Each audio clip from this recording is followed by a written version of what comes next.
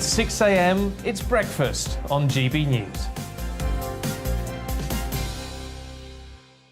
My name's Tom Harwood and join me 9:30 a.m. every weekday for The Briefing, your one-stop shop for everything you need to know about what's going on in politics today. I wonder if this is a deal that might need to be like the biscuits in this factory, twice baked. Is there not an opportunity here to win out against the extremes? Tom Harwood, GB News. What are you going to do about it? Things should have been done differently, and they certainly are being done differently. Don't miss it. The Briefing with me, Tom Harwood, 9:30 Monday to Friday on GB News. Where would you like to go? Just take me to the studio, please, mate. You know where you're going. I've got a show to do. Friday Night Feast on GB News, 7 p.m. And it's like nothing you've ever seen before. We take a different angle on the week's biggest news stories. The viewers and listeners set me some absolutely mad challenges to do. We tried to rehome a rescue dog. And yes, there's some other wacky stuff in there as well. I feel like I could take on the world. Well, that's that. Friday Night Feast with me, Patrick Christie's, every Friday, 7 till 9 p.m. on GB News. Be there.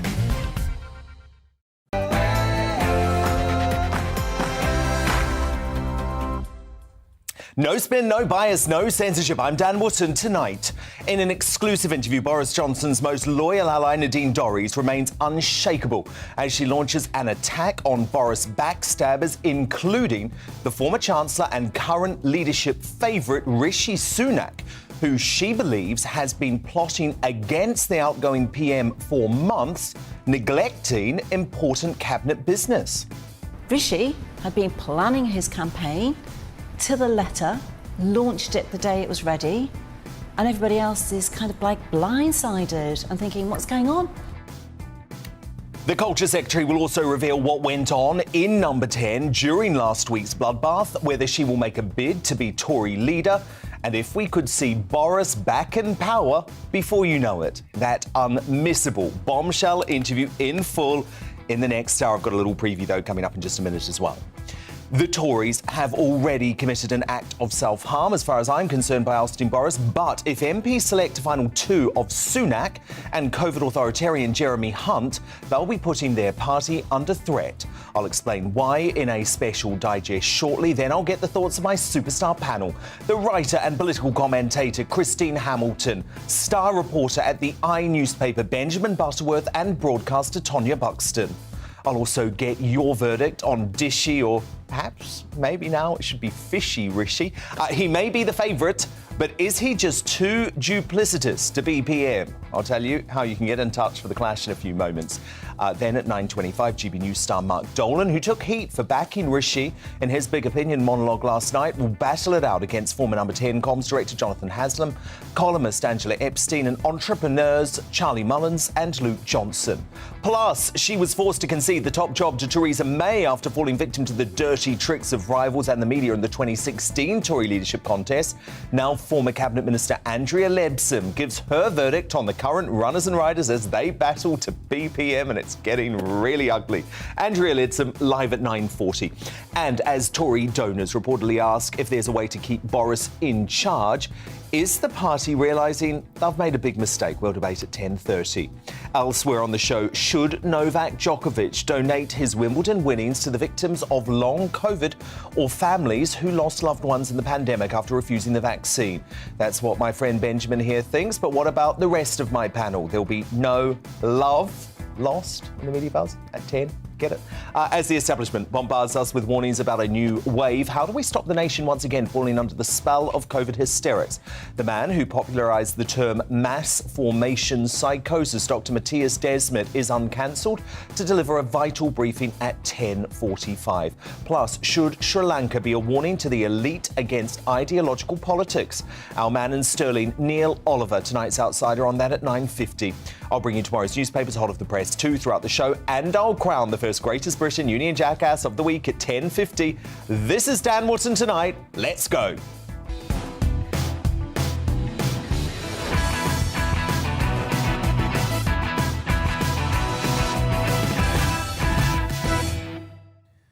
Just one thing first, though. Over the weekend, if you've been watching the BBC or most of the rest of the MSM, you'd be forgiven for thinking Boris political assassin Rishi Sunak, the duplicitous big state high-tax Chancellor, or former Chancellor, is a shoo-in to become Prime Minister. Well, tonight, the fight back begins. In a bombshell exclusive interview, the Culture Secretary Nadine Dorries, the Prime Minister's most loyal ally within Cabinet, claims Rishi was so preoccupied with his campaign to unseat Boris, he even neglected important responsibilities as Chancellor. Watch. And some difficult decisions were taken, like when we wanted to lift restrictions from COVID. It was very difficult to get the Chancellor at meetings to commit to any policy at all. None of us really looked up. We didn't take our noses away from the work that we were doing to actually really pay the attention to what others might have been doing behind the scenes, because we were all working so hard. And frankly, that's why so many people have been shell-shocked for the last few days. It's one of the reasons why you've seen the kind of chaotic situation we have with individual campaigns. Rishi had been planning his campaign to the letter, launched it the day it was ready, and everybody else is kind of like blindsided and thinking, what's going on? We've all been working so hard. How can he have been that campaign ready? Well, the answer is he wasn't working so hard. We all were. So many more truth bombs just like that on the way later from Nadine Dorries, including her view on a second political act, Churchill style, for Boris. So, look, you're going to want to stay tuned tonight. My superstar panel, they're here all night too. The writer and political commentator Christine Hamilton, fresh off a knee replacement, and she is looking incredible even though she's just been under the knife. Star reporter at the newspaper, Benjamin Butterworth. And welcome home to the legend who is Tonya Buxton. Tonya, I've missed you so much, but it's great to have you back tonight. My digest next, but of course, as always, the news first here on GB News. Also back from her holiday, I'm very delighted to say Polly Middlehurst is here.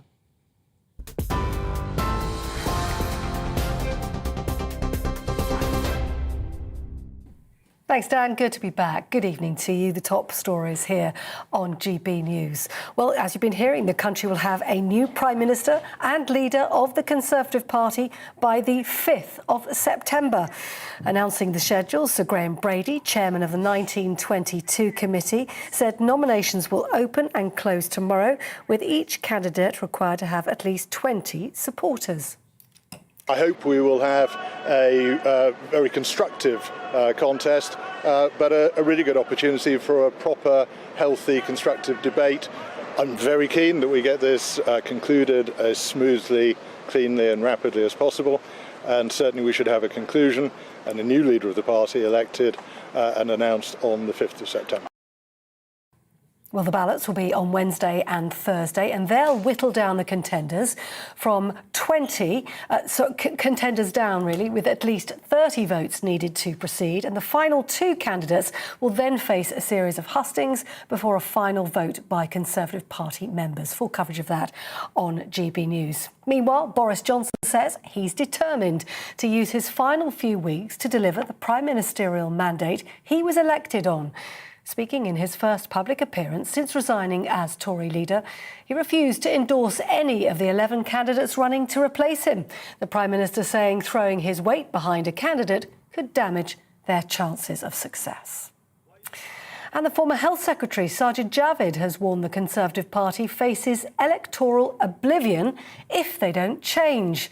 Officially launching his campaign to become the next leader, he called for the Tory party to pull together and avoid poisonous gossip during the contest. While families are limiting their weekly shop, politicians are getting caught up in arguments over who knew the latest sleaze allegations and when.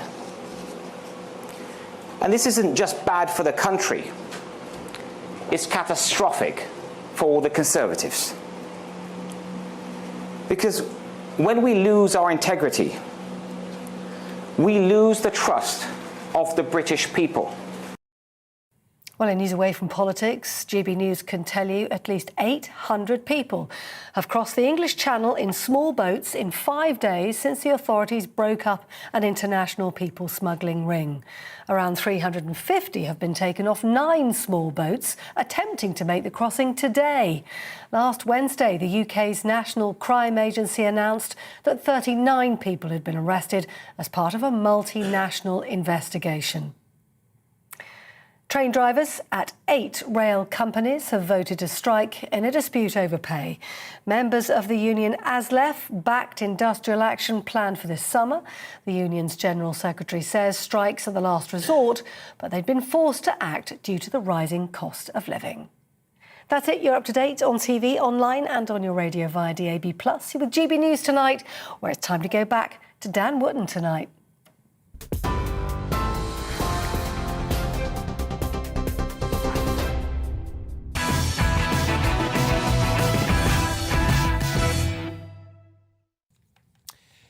If you thought the Westminster witch hunt to depose the sitting Prime Minister elected in a landslide majority less than 3 years ago was dirty, you ain't seen nothing yet. Already, the Tory leadership contest to replace Boris Johnson has been awash with dirty tricks, damning dossiers and dodgy claims. My concern is that in the rush to force a democratically elected PM out of number 10 as soon as humanly possible, all of this is moving just too damn fast. Just in case anyone actually remembers all Boris has achieved and his enduring popularity with most folk outside the MSM, the political establishment and the left wing. Of course, there's a reason for that. The faster Tory MPs have to choose, the more chance there is of two candidates being selected who are acceptable to the grandees and the blob rather than the people. Hence, the wave of commentary on the BBC around the inevitability of Boris' assassin, the big state, high-tax former Chancellor Rishi Sunak, making the final two. At this stage, it's almost certain Rishi Sunak ends in the final two. And then the question is, who fills that other slot? It already feels in a way like Rishi Sunak v the rest in some senses. A lot of the others promising tax cuts and so on, and him saying, hang on a minute, let's not believe in fairy tales. They're also trying to convince us how sensible it would be for the Tories to turn to the anti-Boris, charisma-free Jeremy Hunt, the pro-Chinese zero-COVID strategy and pro-mandatory flu vaccination authoritarian. The strategy for the right of the party is to be as divided as ever. That's what they want, as they choose between a host of potentially brilliant prime ministers in Priti Patel, Suella Braverman, Penny Mordaunt, Liz Truss, Kemi Badenoch, or maybe even Jacob Rees-Mogg and Nadine Dorries, who we'll hear from in that explosive interview later in the show. Because once this race for PM is in the hands of the brilliant and loyal Tory members, I have no doubt the right decision will be made. But if the only choice is between, say, Hunt or Sunak, then there's no real opportunity. After all, both say there will be no income tax cuts if they take office, a position that I believe will push the Tory party towards New Labour and end up being electoral suicide at the ballot box. Let me tell you a story. I got into politics because I want everyone in this country to have those same opportunities, to be able to give their children a better future. I have friends who are aristocrats, I have friends who are upper class, I have friends who are working class, but I'm not working class. Yeah, and it's all together? Yeah, all together. You want to scan now for me? Yeah. I know you want to, yeah. Lockdown, would you ever lock the country down again? Not for a COVID-like virus, because we have vaccines, and that means you don't need to. We should be aiming for zero infection and elimination of the disease. Those are the countries that have overwhelmingly been the most successful in tackling coronavirus. Can we get everything? Yeah, sure. Oh my goodness me, you're right. There we are, we did a terrible moment there. Health and safety, are you okay? Our future Prime Ministers, ladies and gentlemen, according to the BBC.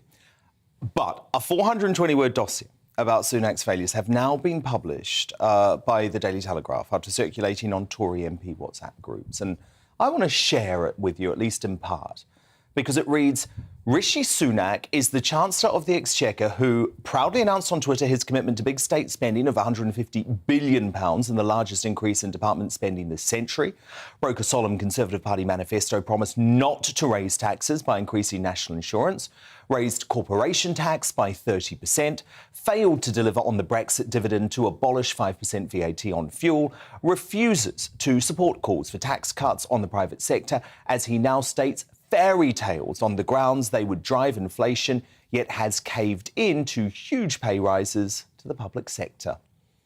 Star Daily Telegraph columnist Alison Pearson, a highly influential voice among the Tory grassroots, endorsed Penny Mordaunt today And as she did, she wrote this. Honestly, I want to scream and dash my head against the nearest brick wall when I hear that Tory grandees are backing Rishi Sunak. Have they got a death wish? What party, in the midst of the worst fall in living standards for 40 years, would elect a multi-millionaire ex-banker as its leader? How deplorably tone deaf. If we do that, we will deserve the kicking we will surely get. And an ally for Liz Truss told the Daily Mail today, Rishi has completely effed up our economic strategy. Where has this idea come from that tax cuts would be inflationary, but putting £37 billion into giveaways isn't? So it wasn't hard to understand what and who the Foreign Secretary was referring to when she said in her launch column today for the Daily Telegraph, I will fight the election as a Conservative and govern as a Conservative. The Truss platform, by the way, is to unite the red and blue wall by reversing the national insurance increase that came in during April and by slashing corporation tax. Meanwhile, rumours flying that Michael Gove's endorsement of Kemi Badenoch is not genuine but simply an attempt to split the right of the party to help Sunak come through the middle. Now, we know that Gove used these tactics to destroy the candidacy of Boris in 2016, which damned the country to 3 years of a rudderless Theresa May premiership. So the next 2 weeks, well, look, let's just be honest about it. They are incredibly important. The MPs are making the decisions. That's why it's going to get so dirty. But they will listen to you. So this is the time for you to make your voice heard about who you want to replace Boris, even if you're like me and still feel furious and despondent about the toppling of the PM. To respond now, my superstar panel. The writer and political commentator Christine Hamilton, star reporter at the newspaper Benjamin Butterworth, and broadcaster and author Tonya Buxton. So, Christine Hamilton, there is a big field, but the issue is that the Tory right seem to be divided by a whole load of choices. I was very interested by what you said about Michael Gove supporting Kemi Badenoch just as a ruse. I mean, he is a duplicitous snake, and he's certainly well able to do that. I wouldn't put it past him. I was astonished. I'm glad you're holding back tonight, Christine.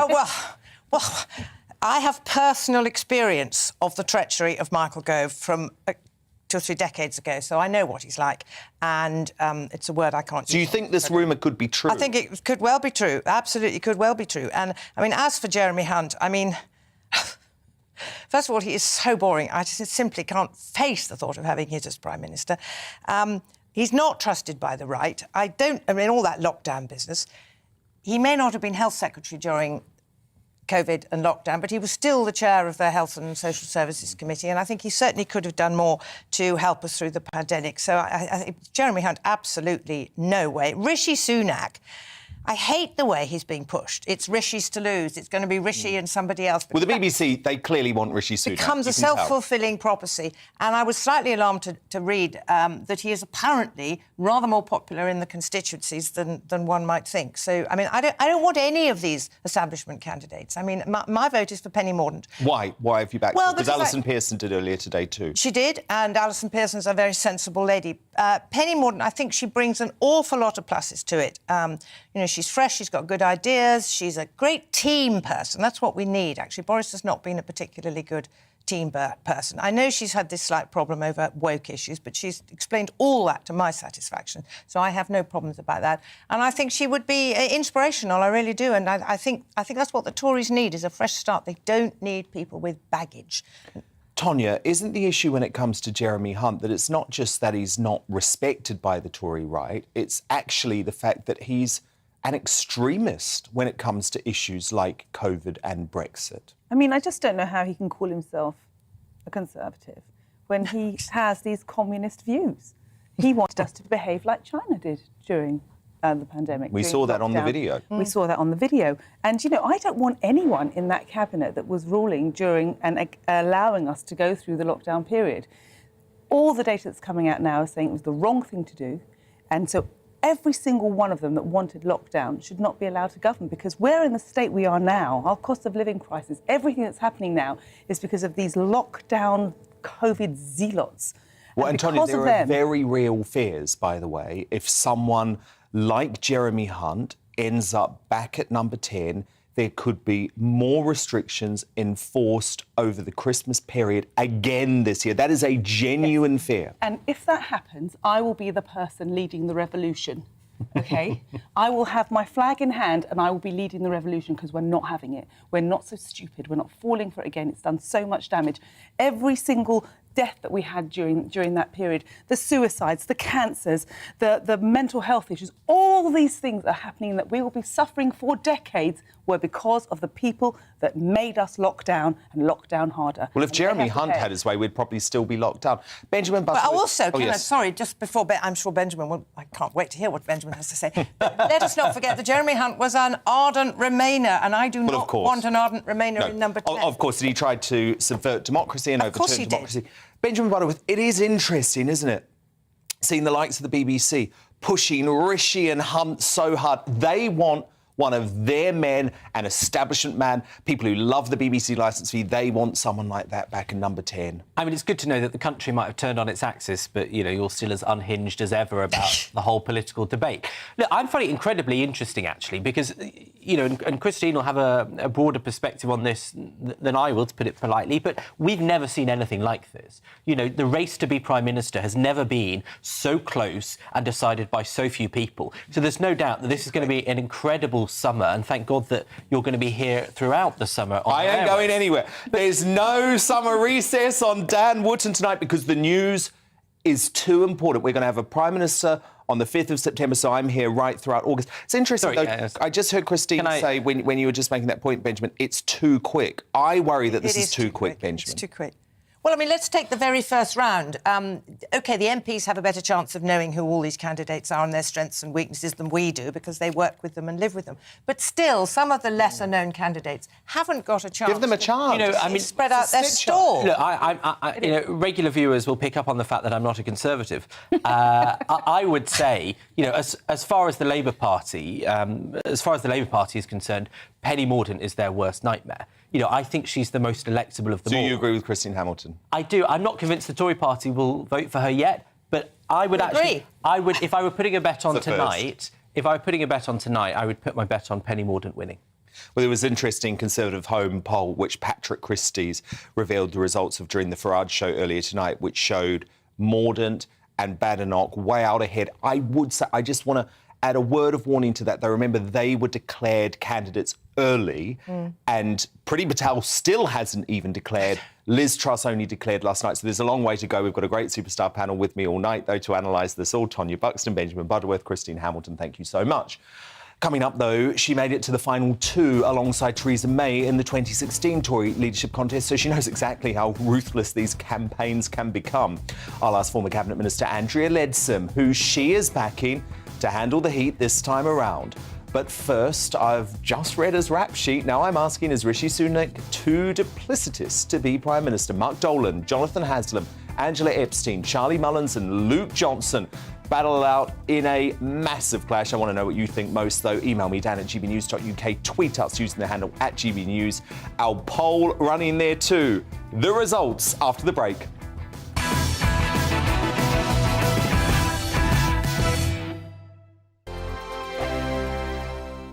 We are GB News. We're right across this great nation. On TV. On radio. On digital. Absolutely everywhere. We don't talk down to you. We embrace all voices with honest and civilised conversation. We are not part of the establishment. We're one of you.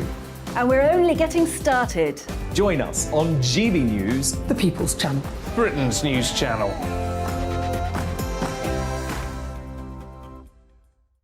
Hi there, it's Stephen and Anne. At breakfast from 6 a.m, you'll always be caught up with everything you need to know, the latest headlines, opinions and debates. We'll bring you the good news and the bad, but most of all, we're here for you. Remember, send in your views and let us know what you would like us to talk about. That's because we're your news channel. And every morning at 6 a.m, it's breakfast on GB News.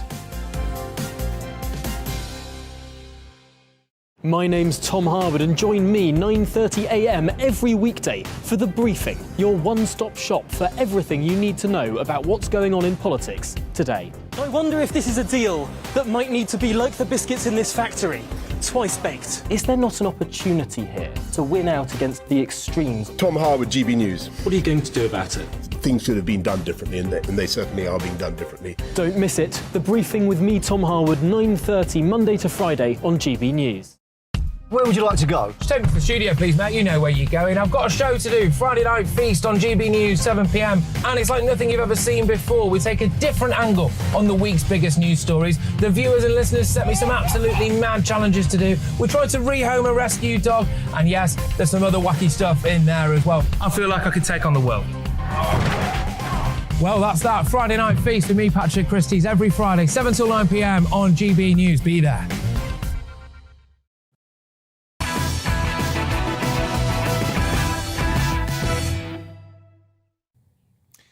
Neil Oliver and Culture Secretary Nadine Dorries both on the way, but time now for the clash.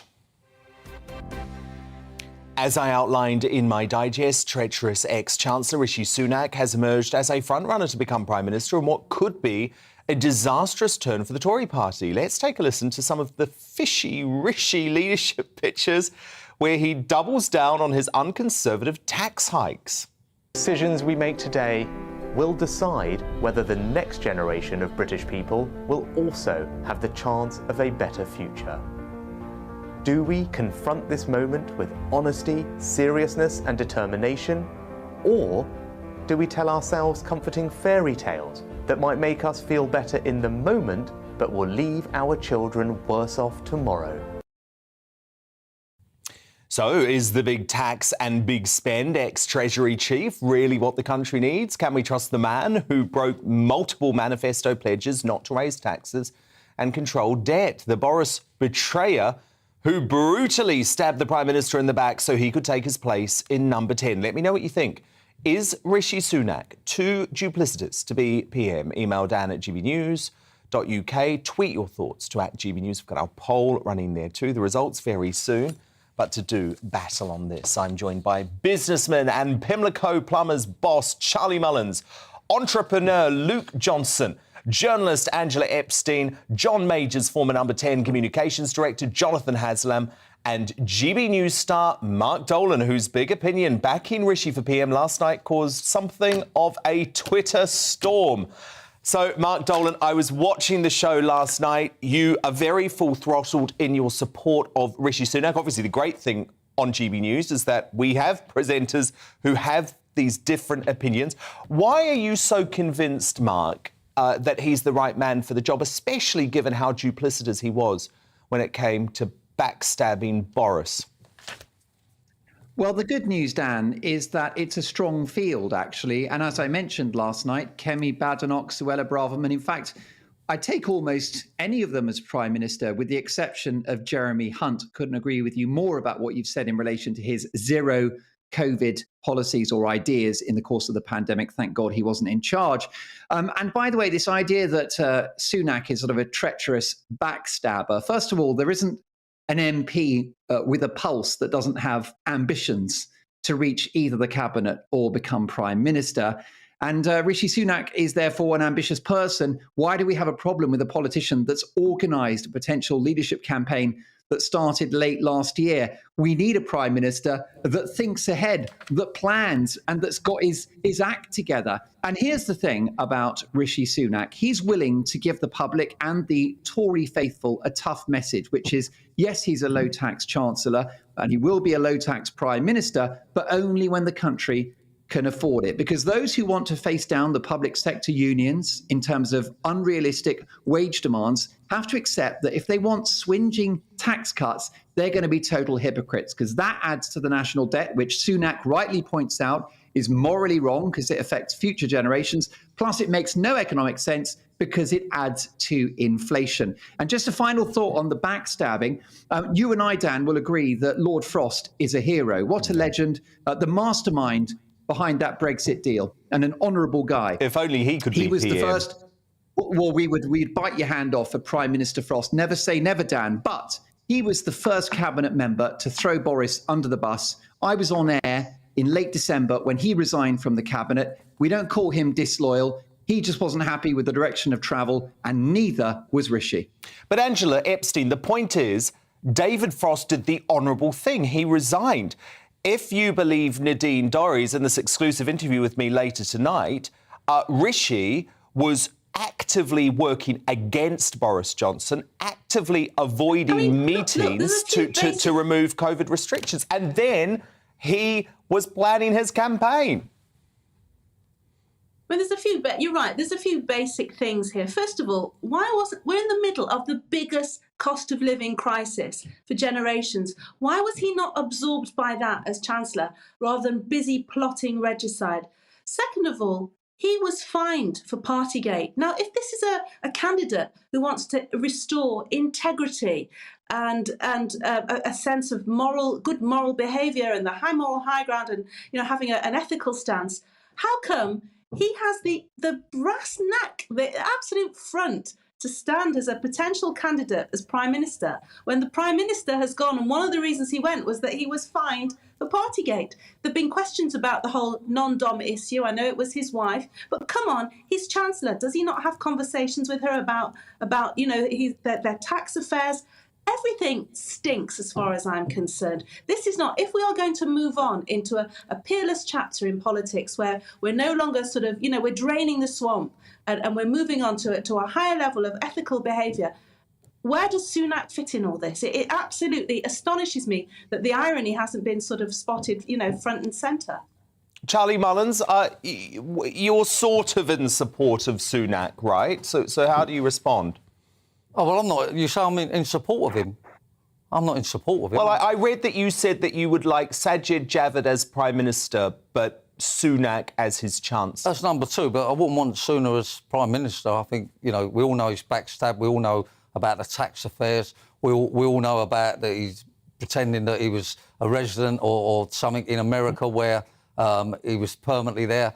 So, I mean, the guy is so wrong, it's untrue. So there's no way he can be Prime Minister. And this was all planned and plotted with him and Sajid, and I think he's going to be fine being the Chancellor, but no way can we have him as Prime Minister. No way whatsoever. Why do you want Sajid as Prime Minister then? Because he was also duplicitous. OK, well, many reasons with him. I mean, one thing is I think he's a strong character, and he certainly proved that when I think it was Dominic Cummings wanted to get rid of his staff or change his staff when he was Chancellor, and I think he stood up for that. So it shows he's got some backbone. I think he's an honest guy also, comes from a working-class family that came over here with nothing and built up and got to the position he's got. And I think he's got good qualities. I think that he's got drive, he's got enthusiasm.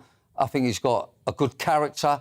And I think that people can get behind him and believe him. And I think we need someone like that can actually do what they say they're going to do, finish the job off and basically get Britain great again. And I feel he's the ideal person. I really wouldn't want to see the Chancellor put as Prime Minister, but I think they could work well together, and I would make the risky guy still as the Chancellor, but I'd want to check all the figures and everything what he's been up to. No, I would do. I mean, you've got to check what's been going on. I mean, you know, and if it all stacks up, then keep him there. And I think him and Sajid would work absolutely brilliant together.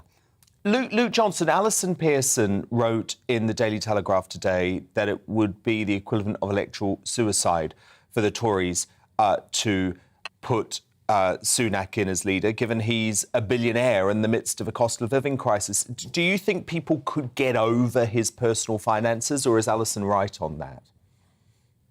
Well, I think technically he's not the billionaire, it's his wife through inheritance, but he's married a billionairess. And I tend to agree with her that I think probably he is unelectable as Prime Minister, because I think he will be seen as someone who has no comprehension of the crisis facing ordinary people with the cost of living. And, you know, bluntly, he lives on a different planet, and yet he wants ordinary people to believe that he you know, has empathy for their problems. It's simply not realistic. And I think the opposition, the Labour Party, would tear him to pieces. I think there are probably other candidates there who would be more formidable threat to the Labour Party that they would struggle to deal with. And I think the Conservative MPs and indeed the members of the Tory party have to think very hard who would be the biggest threat to the Labour Party and therefore most likely to get the Tories re-elected whenever they call a general election. Now, Jonathan Haslam, you have lived through many of these Tory leadership elections, but I believe you're concerned about how dirty and how nasty this campaign already is. Yeah, it is. And good evening, Dan, and to fellow colleagues on the panel. Thanks for having me on.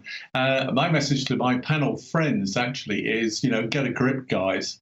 We're talking about Rishi Sunak being a very wealthy person. Well, look at Sajid Javid. He's not short of a bob or two. He worked for an investment bank who was trading various interesting sort of financial derivatives that gave us the 2009-2010 financial crisis. You look at the current Chancellor, again, not short of a bob or two, got a massive portfolio of property, founded YouGov, he isn't short. And I think you've got to face up to reality here, which is actually all of the action we're seeing at the moment, all of those contenders who are in the fight are giving ammunition day by day, by the barrel load to Labour when they come to the election. And they need to think very carefully about the way in which they're conducting it, because going through to two people and let's say to find that we have, a candidate that the membership can rally around and then saying, actually, we all love each other, guys, isn't realistic. And Angela, how do you respond to that? Contemplate how it is actually going to conduct this party and this election. Yeah. And they're doing it extremely badly. And it's up to them to persuade us that they can act with integrity and act as former cabinet ministers in many cases to put forward a coherent case for a Conservative government for another term. And they're not doing it at the moment. Angela, does Jonathan Haslam have a point there? Yeah, I mean, look, we need a candidate who I think needs to steer the party back to good old-fashioned Tory values, and that's clear. But what's happening is there's so much noise in terms of the sheer number of people who are scrambling up this greasy pole because they want to be PM. And I'm with you with what you said at the beginning, Dan. I'm still mourning the loss of Boris Johnson. I think Rishi Sunak is untested. Yes, he's been Chancellor, but he put us added billions to the national debt with the furlough scheme, then told us to eat out to help out, which helped propagate the rise in COVID again, which to me smacks of really poor judgment. There's a lot of wannabes there. I mean, what one columnist said, I think they said it about Ben Wallace's family couldn't pick him out in a lineup. And what we're seeing here is naked ambition. We're seeing naked ambition amongst people who cannot say, hands up, I have a peerless record here.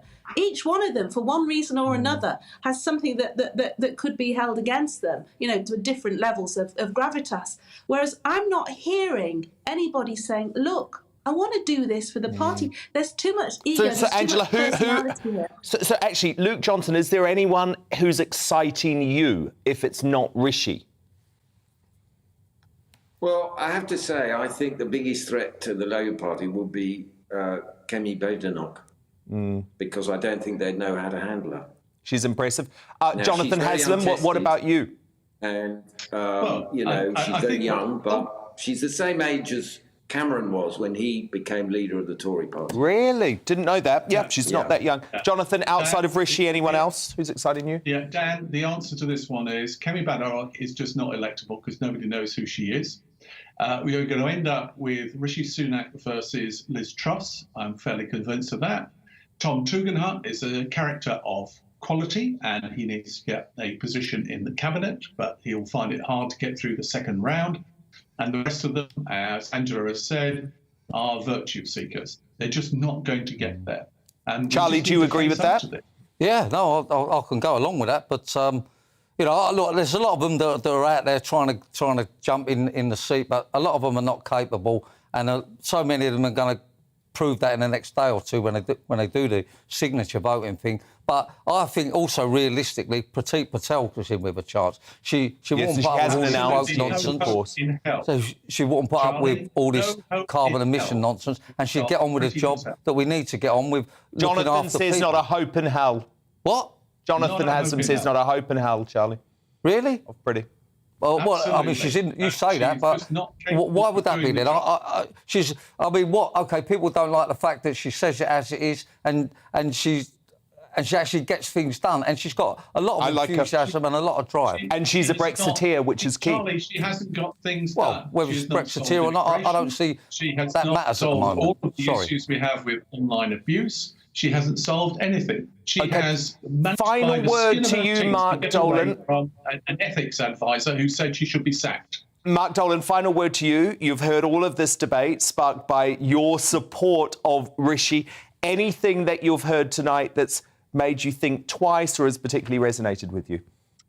Well, ABH. Anyone but Hunt. That's my predominant thought about the leadership election. I think you know what? It's a party of great talents. How hilarious that this ultra diverse offering comes from the Tories and not Labour, who are endlessly banging on about not Labour, who diversity, seem obsessed with white men. Yeah, they really are. So I think actually it's a good news story overall because I think it's a strong field. I'll just say one thing, which is an intervention from the paper that you write for, the Daily Mail. Dominic Lawson writing about his father, the greatest post-war chancellor we've had, the man responsible for the total economic boom in 1987, serving under Margaret Thatcher, Nigel Lawson, and he said his father would approve this approach, the prudent approach from Rishi Sunak. Yes. Margaret Thatcher wrote in her memoirs how painful it was in 1981 that she couldn't lower taxes, but the economy was in such a bad state. But of course, she turned things around and the rest was history.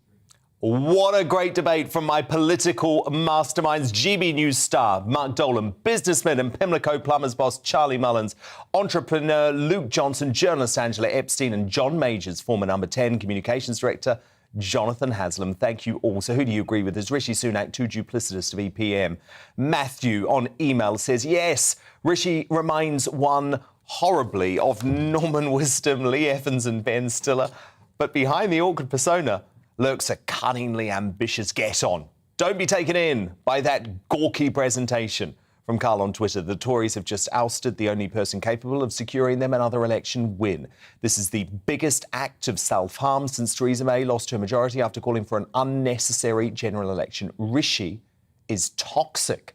And from Helen on email, apart from the fact he's a backstabbing, duplicitous snake, Helen's going for it. His biggest problem is that he's a Liberal Democrat. We have no proof of that, but I understand Helen's point. Your verdict now in, whoa, bad news for Fishy Rishi.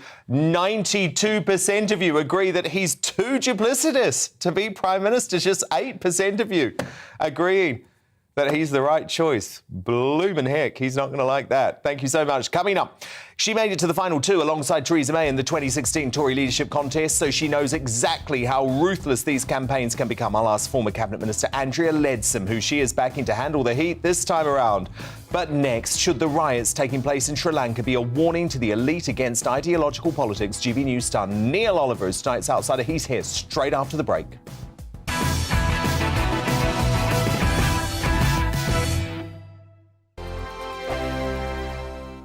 We are GB News. We're right across this great nation. On TV. On radio. On digital. Absolutely everywhere. We don't talk down to you.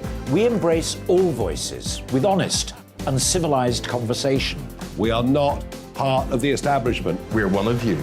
And we're only getting started. Join us on GB News, the People's Channel. Britain's news channel.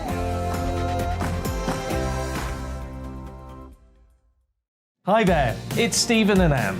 At breakfast from 6 a.m, you'll always be caught up with everything you need to know, the latest headlines, opinions and debates. We'll bring you the good news and the bad, but most of all, we're here for you. Remember, send in your views and let us know what you would like us to talk about.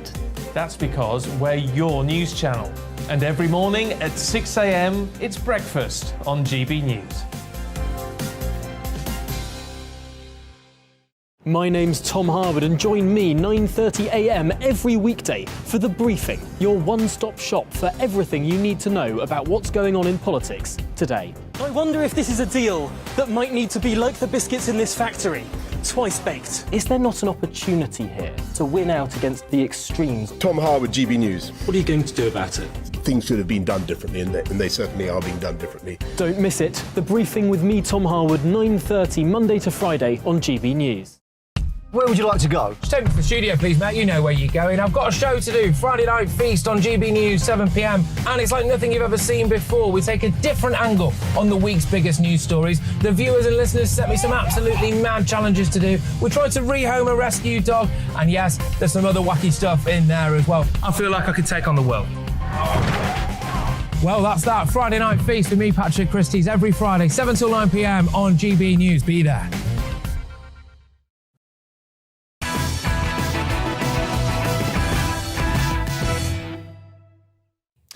My bombshell exclusive interview with Culture Secretary Nadine Dorries on the way. So too is the former Business Secretary Andrea Leadsom. But first, Neil Oliver, tonight's outsider. Sri Lanka's president will resign to make way for a unity government, the Prime Minister's office has said, after tens of thousands of protesters stormed the official residences of both men. Months of frustration and anger at the country's unprecedented economic crisis boiled over at the weekend as occupiers vowed to stay in the palaces until both leaders have been officially removed from office.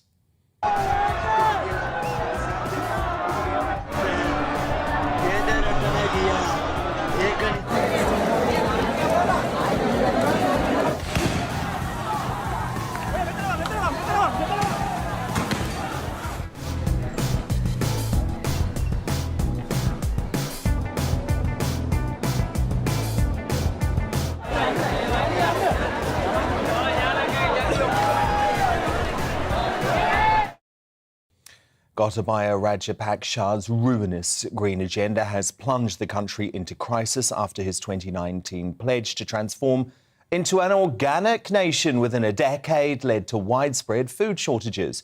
Going green has meant going hungry for Sri Lankans after a blanket ban on chemical fertiliser caused domestic production of rice to collapse by 20% while prices doubled. And discontent at the dangerous and damaging march to net zero is spreading west too. Inspired by Canada's liberty-loving truckers, Dutch farmers have created their own freedom convoy in protest at the country's strict green laws. Protests erupted across the border in Germany too as people all over the continent reject the speedy and devastating path to ruin. Neil Oliver, wow, this is one heck of a movement, and surely it must be a wake-up call to politicians here in the UK. Well, you would think so. What's extraordinary amongst much else is the extent to which it's being overlooked by so much of the mainstream media. As you say, these are mass popular movements involving thousands of people. We see it in Sri Lanka, but we also see unrest in the Netherlands, in Italy, in Germany, in Poland, in Albania, elsewhere, but mostly overlooked. You would think it would be some kind of a wake-up call for politicians in the countries in question, but I suspect although they hear it, although they can possibly smell the smoke of approaching fire, the extent to which they can do anything about it, I think is, well, it's minimal, because I don't think they're making their own decisions about their own countries. I think they're doing what they're told by others in the banks and so on.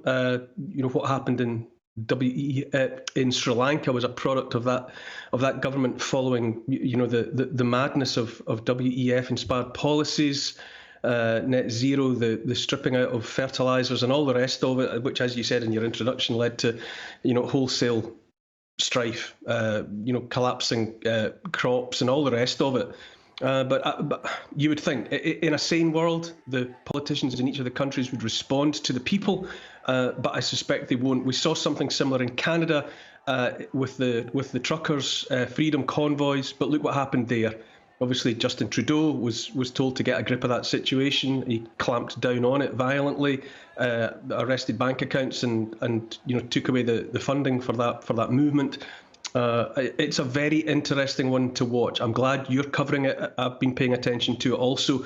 But I think it's the most important story internationally over the weekend, I think, Neil. And it's fascinating, isn't it, to see the MSM ignore it until they no longer can. And it reached that tipping point in Sri Lanka. Well, yes, those were absolutely extraordinary pictures of that movement. There were so many people, and the shots were from such a distance. It was like ants, I thought, moving towards that presidential palace in Colombo. But then, amazingly, really, you know, what happened around that pool, the presidential pool, which was obviously the people's pool, because it's their president, their presidential palace, but it looked incredibly peaceful. And I think that, you know, that's a testament to the reality of what's actually going on there. But it's so interesting to watch. Yes, it's been completely overlooked by the mainstream media. They're still not paying attention to what's happening in Europe, but it will get to a point where it cannot be ignored. I think what you're looking at in the Netherlands, for example, is the deliberate dismantling of the landowning class. 85% of the land in the Netherlands is held by farmers and has been for generations. And that's an inconvenient situation for globalist leftist politicians who've got other ideas for the land, which is specifically to build houses to cope with the immigration, the levels of immigration that are going on.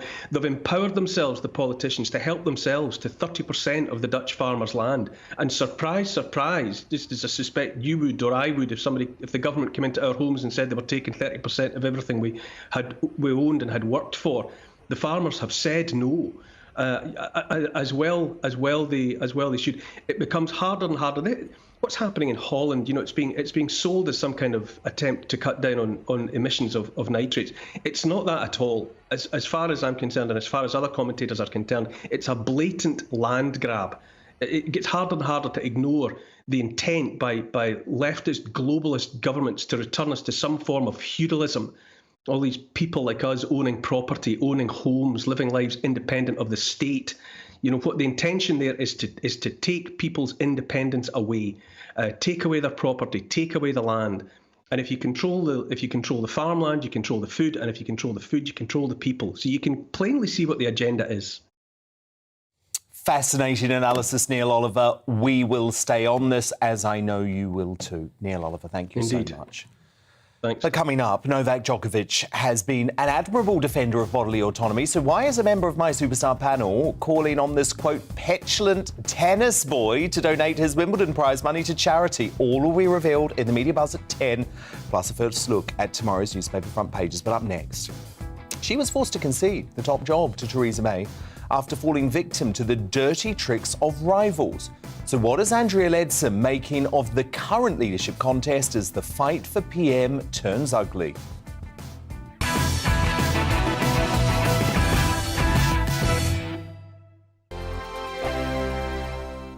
We are GB News. We're right across this great nation. On TV. On radio. On digital. Absolutely everywhere. We don't talk down to you. We embrace all voices with honest and civilised conversation. We are not part of the establishment. We're one of you. And we're only getting started. Join us on GB News, the People's Channel, Britain's news channel.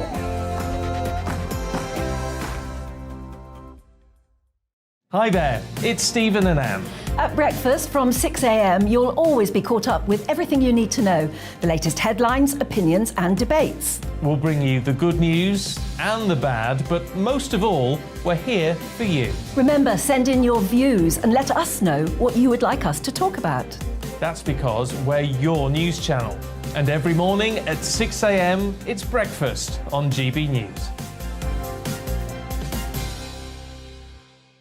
My name's Tom Harwood and join me 9:30 a.m. every weekday for The Briefing, your one-stop shop for everything you need to know about what's going on in politics today. I wonder if this is a deal that might need to be like the biscuits in this factory, twice baked. Is there not an opportunity here to win out against the extremes? Tom Harwood, GB News. What are you going to do about it? Things should have been done differently, and they certainly are being done differently. Don't miss it. The Briefing with me, Tom Harwood, 9:30 Monday to Friday on GB News. Where would you like to go? Just take me to the studio, please, Matt. You know where you're going. I've got a show to do. Friday Night Feast on GB News, 7 p.m. And it's like nothing you've ever seen before. We take a different angle on the week's biggest news stories. The viewers and listeners set me some absolutely mad challenges to do. We tried to rehome a rescue dog. And yes, there's some other wacky stuff in there as well. I feel like I could take on the world. Well, that's that. Friday Night Feast with me, Patrick Christie's, every Friday, 7 till 9 p.m. on GB News. Be there.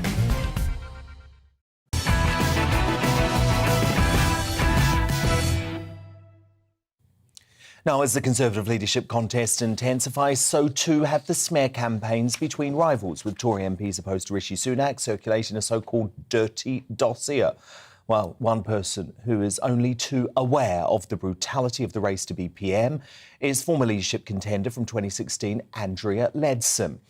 In her new book, titled Snakes and Ladders, the ex-cabinet minister offers up a series of bombshell revelations from her time in Westminster, including the political backstabbings and double dealings that took place during her campaign to be Tory leader. She was whistled down to the final two, going head-to-head with the then Home Secretary Theresa May after unsuccessful negotiations with both Michael Gove and Boris Johnson, whose own bid failed. However, Andrea withdrew from the race soon after, with her backers blaming dirty tricks from rivals and the media. So, is history repeating itself? Andrea Leadsom joins me live now from Westminster. I mean, what an incredible time for your book to be out, Andrea, because obviously it wasn't planned, but it's fascinating stuff you've written about exactly what it's like to go through a Tory leadership contest. And it's damn dirty, isn't it? Well, you know, I've been writing this for about 2 years, so it really is, as you say, quite extraordinary timing. And it is all a bit sort of post-traumatic stress for me. You know, I'm seeing some of the candidates going through some of the experiences and thinking, wow, you're brave to be doing this. So, yeah, I mean, it is inevitable that if you are standing to be the Prime Minister of what I consider to be the best country in the world, then you are going to face pressure. You know, you are going to be under the cosh. There are many people who fancy their chances at the top job, and they're going to make it difficult for you. So, you know, that is right that they do. And Andrea, in your case, it was both Boris Johnson and Michael Gove, obviously still key players in this leadership contest too. You write in quite intricate detail about how Boris offered you a place at his top table. There was some pushback from Michael Gove, and then Gove himself stabbed Boris in the back. And there's a lot of speculation over the past 24 hours, Andrea, that Michael Gove's backing of Kemi Badenoch might not actually be genuine, and it could just be a way to divide the right of the party to help Rishi Sunak come through the middle. Given your personal experiences with Gove that you've written about in this book, do you think that could be true? I mean, you know, we have lots of talented people in our party, and every MP wants to make a difference. They want to make the world a better place. So lots of people put their names forward, and it's very hard to know why one MP backs another particular MP. That's why, you know, one of the things I say in my book is that it's very difficult to have real friendships in politics, because if you're playing at the very top end, then people will stab you in the back if they don't agree with your policy ideas. And that is, in a way, right that they should. Politics is just too important to say, yes, I disagree with you, but I'll stick with you because you're a mate of mine. So actually, it's the job. You have to be very clear about what it is you want to do, and you can't let people stand in that way. And so who knows what is driving Michael Gove right now, but I'm quite sure he has his own game plan. Although, Andrea, you do have a couple of close friends in politics, and one of them is Penny Mordaunt, who was there supporting you at the time of your leadership bid in 2016. Of course, here we are, 6 years on. She's the one running for the top job now. Are you going to support her? Yes, absolutely. You know, I really believe Penny is the right person for the job. You know, she has a real history of service. You know, she was a child carer when her mother sadly had a terminal illness when she was only very young.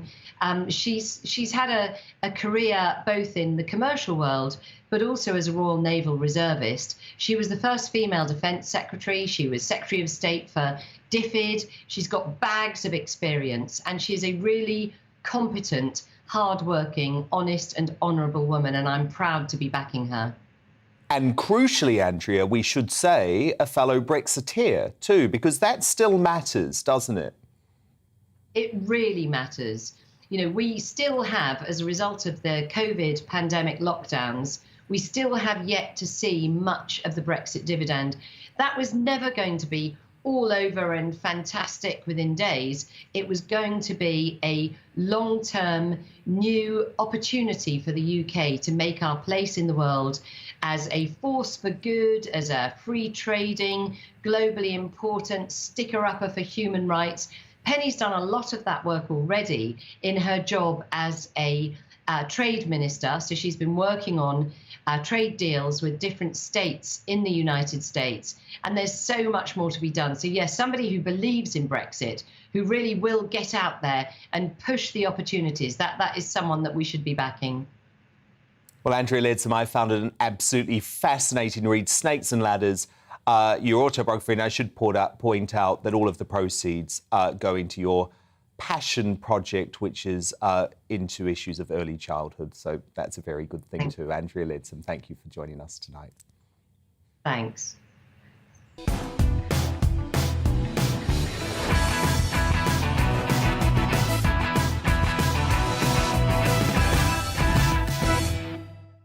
It's 10 p.m. I'm Dan Wootton. Tonight, Boris Johnson's most loyal ally, Nadine Dorries, has broken her silence in an unmissable exclusive interview with me that's sure to spark more fireworks in a divided Tory party.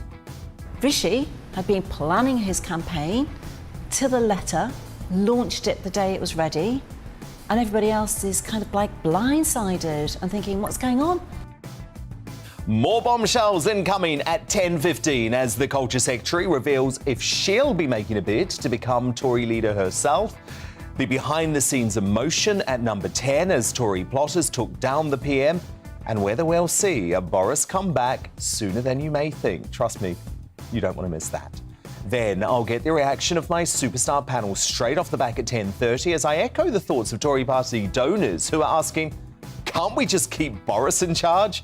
Joining me tonight, writer and political commentator Christine Hamilton, star reporter at the newspaper Benjamin Butterworth, and broadcaster Tonya Buxton.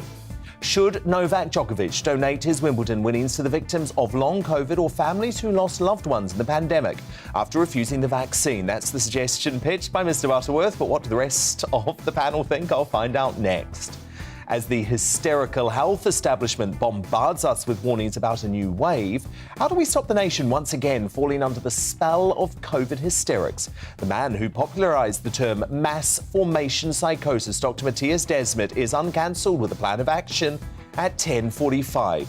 Plus, President Joe Biden has learnt the hard way that reading an auto cue ain't as easy as it looks. The percentage of women who register to vote and cast a ballot is consistently higher than the percentage of the men who do so. End of quote. Repeat the line. Oh, goodness me. I've been there, though. More on that, plus tomorrow's newspaper front pages and the media buzz at 10:30. And it's a battle of the leadership contenders for tonight's Greatest Britain and Union Jackass to close out the night. But first, the news at 10 with Polly Middlehurst.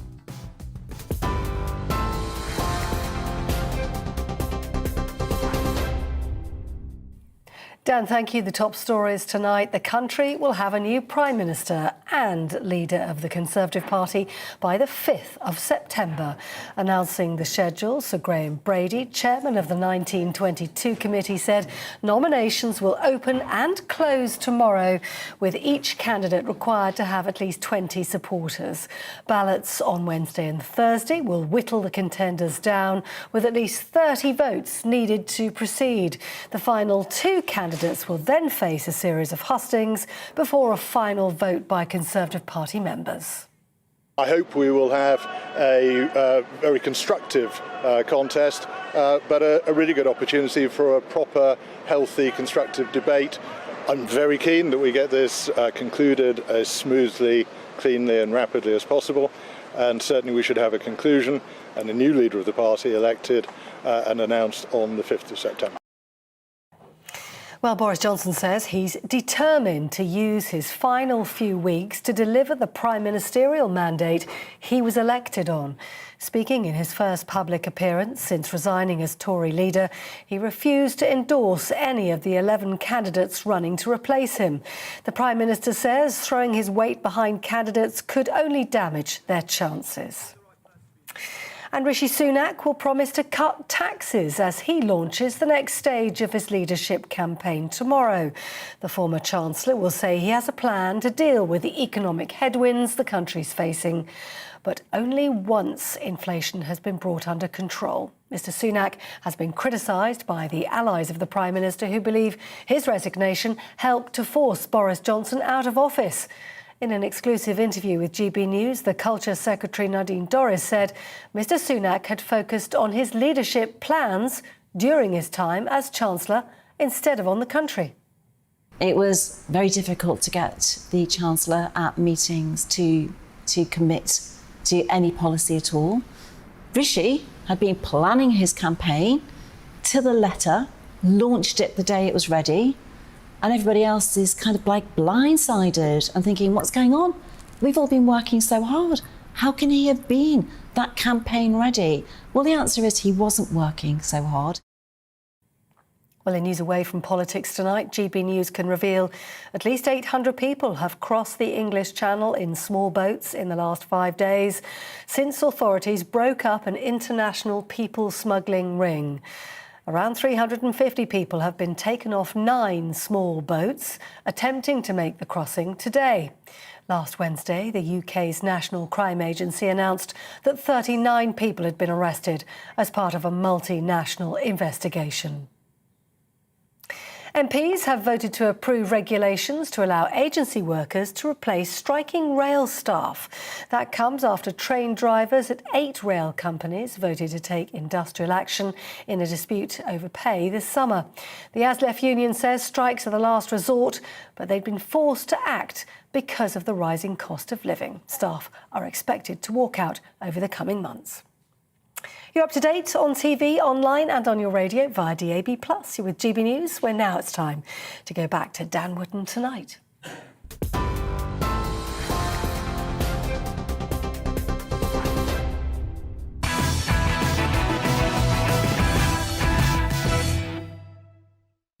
Time for tomorrow's News Tonight now on our Media Buzz. Just one front page in so far, and it's the Metro leading with the ex-Formula One Supremo Bernie Ecclestone being charged with fraud by false representation over an alleged failure to declare more than £400 million of overseas assets.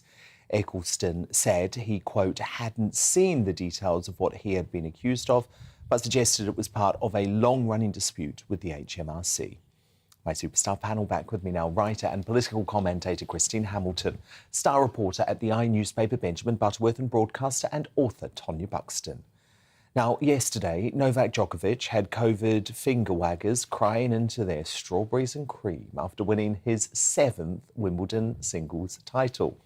The tennis ace defeated Aussie bad boy Nick Kyrgios to notch up his 21st Grand Slam win, pushing him into 2nd place on the all-time men's rankings.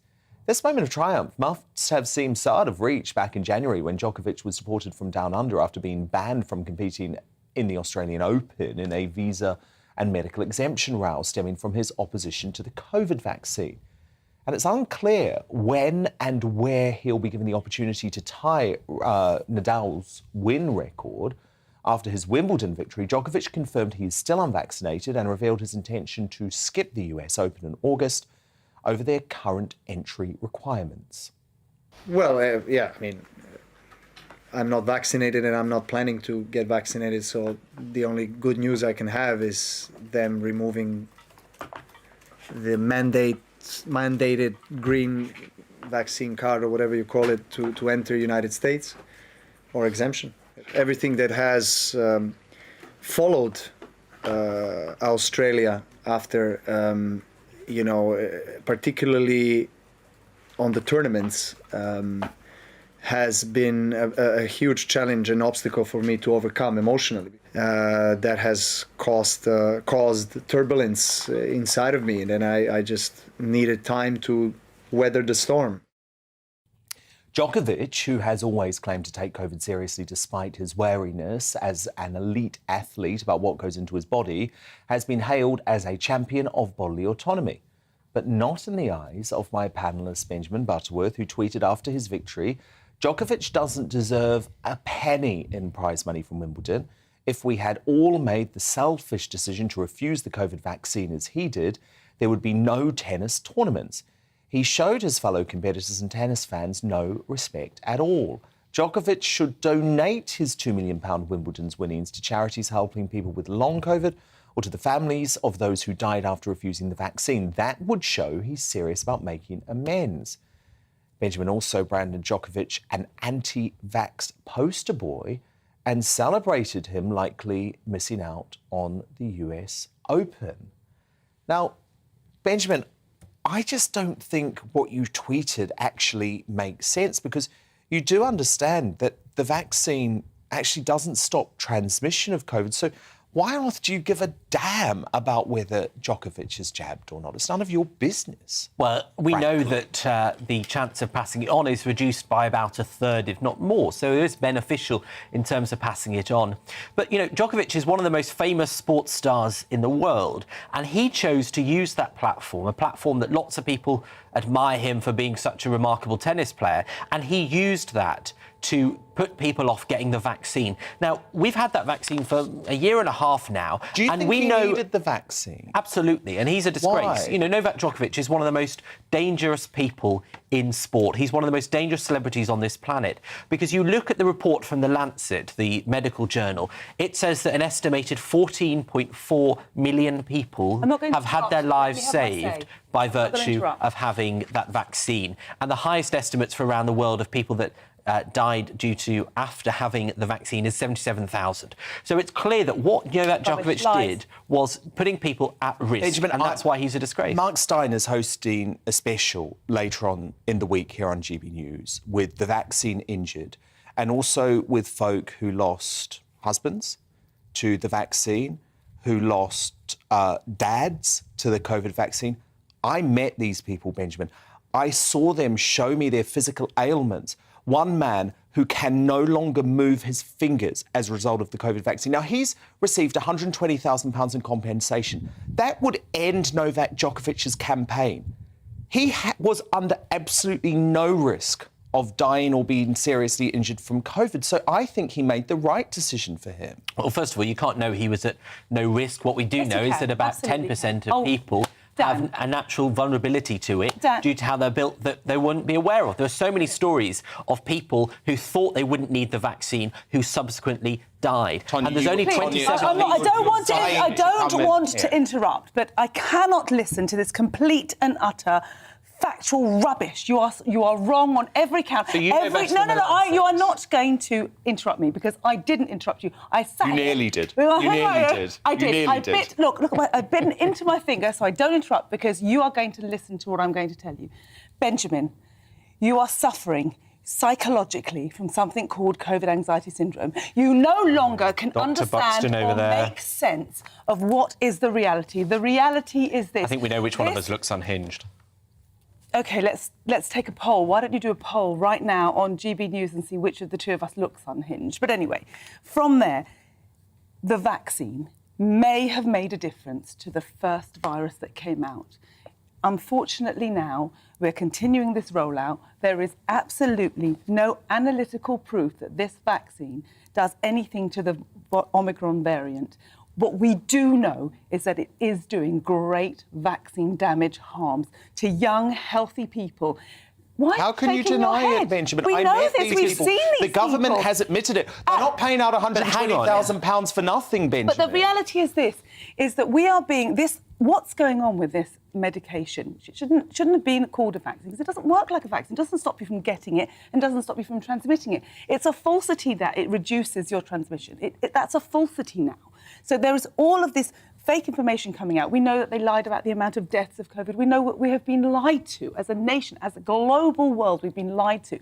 All it does by Djokovic not taking the vaccine is undermining Big Pharma and Big Pharma bucks. It does nothing to anybody. It's not putting anyone in danger. He definitely did not need this vaccine. He'd already had the virus. And if you've already had the virus, you are 3 times more likely to suffer from vaccine harm, vaccine damage, than if you haven't had the virus. Christine, you're going to have to decide the winner here. Who are you backing, Benjamin or Tonya? I'm backing Djokovic, because when he took his great stand for the Australian Open, I thought, good on you, mate. I have happily had my vaccinations, so I don't take the anti-vax stance, but I absolutely 100%... It's not anti-vax, Christine. It's just... I'm not anti-vax. I said I'm... No, but I'm saying it's not an anti-vax stance. No, I don't... OK, Well, I don't want to get into another... All I'm saying is I have had the vaccines. I don't have a problem with having them, but I support anybody who doesn't want to have them. So, therefore, I supported Djokovic. It was his decision. It's his body. He's a supreme athlete, and I thought it was a very... And for him to turn over the opportunity of probably winning the Australian Open, I thought was a tremendous act of principle. So I think Benjamin is wrong. I don't want to get into a slanging match with anybody about it. And I was absolutely delighted when he won Wimbledon. I wanted him to win anyway. I would have been torn if Rafa had been there, but I really wanted that Kyrgios to be put back in his box for a bit. I mean, Benjamin, can you not understand that Djokovic is now a great moral leader? Someone who is prepared to stand up for the courage of his convictions. And what so surprises me is that when it comes to Roe v. Wade, folk like you on the left have your placards out. Bodily autonomy, bodily autonomy. When it comes to Djokovic, that concept seems to go down the loo. Well, first of all, Djokovic is a compulsive liar. You know, when he went to Australia, it was revealed that they hadn't been honest on his application form in order to enter the country. That's not the question he asked you. That's not the question he asked you. So well, actually, he said... hypocrisy. I thought we weren't interrupting each other, Oh, I've given up on that now. I'm interrupting. Doesn't make him a compulsive liar. It does not make him a compulsive liar. Well, I mean, there's no point being here if I'm not going to talk, is there? And so we saw that he lied on the visa application form. We saw that he said that he'd had COVID, but on the dates that he said he'd had COVID, he was seen in photos with children wandering around. So he is not a moral leader. He is a compulsive liar. And Djokovic is incredibly dangerous because of that. He doesn't give a damn about all the tennis fans that had to go out and get their vaccine. He would happily have had those tennis fans risk their lives and die if they would listen to them. Why are they risking their lives and die? Because that's what happens to some people who don't get the vaccine. That's not true. That's why the Lancet... You cannot prove that's why the Lancet, again, is another shrill of Big Pharma. Right. But Dr. Tonya knows, does she? Not. No. I am not a doctor. You're completely right. And this argument... And so if the Lancet is wrong... If the Lancet is... The Lancet is getting a lot of its funding. The main reason is... OK, Tonya, you have your say, and then on Benjamin, I'll give you the final word. So the reality is this vaccine doesn't stop you from getting or transmitting it, but you do have a likelihood of getting vaccine damage, especially if you're young, healthy and fit. I mean, she's breaching Ofcom rules. Final word for you, Benjamin. Because that's factually inaccurate. So let's hope you don't get complaints. Let's hope you don't get complaints. But what I was going to say was that if the Lancet is wrong, and that's the most respected medical journal there is by the overwhelming majority of the medical profession, then tell me, what is the source for the claim you just made? The source of the claim that I have just made is the BMA and the medical royal colleges that supported the fact that the vaccine should only be given to people that are overweight or unhealthy. And when the Lancet says that 14.4 million lives have been saved in the 12 months since the rollout began, what do you say to those people? Would you have happily had them die for the sake of your conspiracy theories that get you a couple of cheap retweets? It's not I'm not in here for retweets. I'm in here for the children, actually, more than anything else. But that is a fact that they couldn't even come up with now because they don't even have the right data to be able to come out Benjamin, the question I asked you was about Michael bodily Jackson autonomy. in the corner's here to save the kids. But the truth is, it's just lies and conspiracy theories that put people's health at risk. The question I asked you about bodily autonomy, and it's clear to me that you believe that the women of America should have bodily autonomy, but you don't believe Djokovic should have. No, because there's a massive consequence on the rest of society from failing to get the COVID vaccine. Because if we, first of all, you can pass it on, you're more likely to pass it on if you don't have the vaccine. Rubbish. And secondly, is the best secondly, why should you have a situation whereby people can't get beds in hospitals because there are people who are unvaccinated filling them up when they could have had the vaccine? That is morally unjustifiable. And you can't compare getting a vaccine to having a baby ripped out of you. Those are not reasonable comparisons. It's a much more difficult decision for you. We will continue this debate and that brilliant Mark Stein special, which I definitely want Benjamin Butterworth to tune into because you need to hear from some of those vaccine-injured Benjamin. I think I'm at the doctor's. At 8 o'clock later on this week, I think Friday night. Now, amidst a Tory party civil war, the newly appointed Levelling Up Minister, Leah Nietzsche, is fighting her own battle after she brought up the contentious Angela Rayner leg saga while appearing on BBC Politics North. Watch. You know, let's just be honest here. We talk about honesty and integrity. The deputy shadow leader decided it would be amusing to open her legs in the chamber and then brag to everybody that actually it was male members of the opposite party who had been looking at her, and she was drinking on the terrace and laughing about it. Predictably, the left jumped to attack Nietzsche for her comments, with the Deputy Labour leader Angela Rayner herself tweeting, "Boris Johnson promised to unleash the terrors of the earth on the Tory MPs spreading these vile smears. Instead, he promoted them to ministerial office. They really are unfit to govern. She should be ashamed of herself." I'm sorry, but this idea that what Nietzsche said is in any way factually incorrect is wrong. Don't forget, after the Mail on Sunday published its damning article, it was revealed that 4 MPs overheard on a chilly evening in January Rayner exclaiming that she liked to do her so-called Sharon Stone trick on Boris. And as I said on my show at the time, the shameful deification of Rayner as a hapless damsel in distress by the London Liberal media elite was a sickening spectacle, considering her own vulgar comments only a few weeks earlier, calling all Tories scum. This latest attack on a Conservative minister is nothing less than the left trying to silence a woman who isn't following the woke script and telling her what to think, all under the guise of standing up to misogyny. So I say good on you, Leah Nietzsche, for facing down the BBC on this, no matter how much they didn't like it. Hear, hear. Tony Ruxton, Benjamin Butterworth, Christine Hamilton. Ginger growler. Thank you so much. Oh, God, you sound like Mark Stein. I don't like talking about it. Coming up, with Tory donors privately asking if there's any way to keep him as Prime Minister, is the party realising they have made a terrible mistake? We'll debate that as the media buzz continues. But next, my superstar panel react to my explosive interview with Nadine Dorries. Get ready for big opinions, big revelations, and a few crosswords for leadership favourite Rishi Sunak. Nadine Dorries, exclusive next.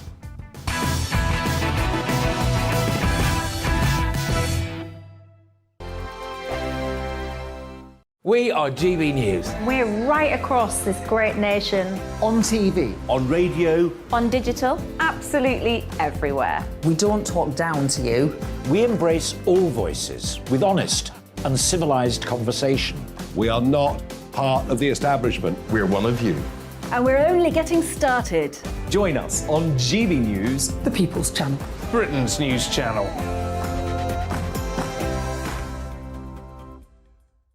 Hi there, it's Stephen and Anne. At breakfast from 6 a.m, you'll always be caught up with everything you need to know, the latest headlines, opinions and debates. We'll bring you the good news and the bad, but most of all, we're here for you. Remember, send in your views and let us know what you would like us to talk about. That's because we're your news channel.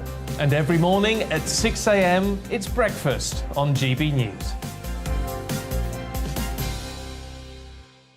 My name's Tom Harwood, and join me 9:30 a.m. every weekday for The Briefing, your one-stop shop for everything you need to know about what's going on in politics today. I wonder if this is a deal that might need to be like the biscuits in this factory, twice baked. Is there not an opportunity here to win out against the extremes? Tom Harwood, GB News. What are you going to do about it?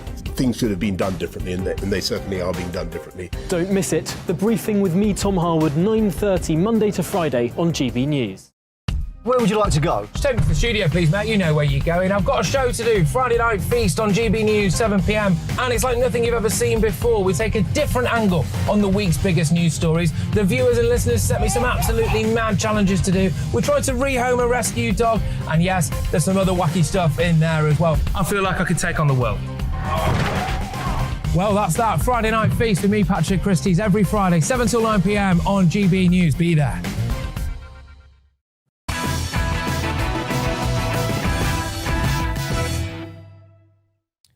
Welcome back. Now a major exclusive interview set to shake up the Tory battle to be PM.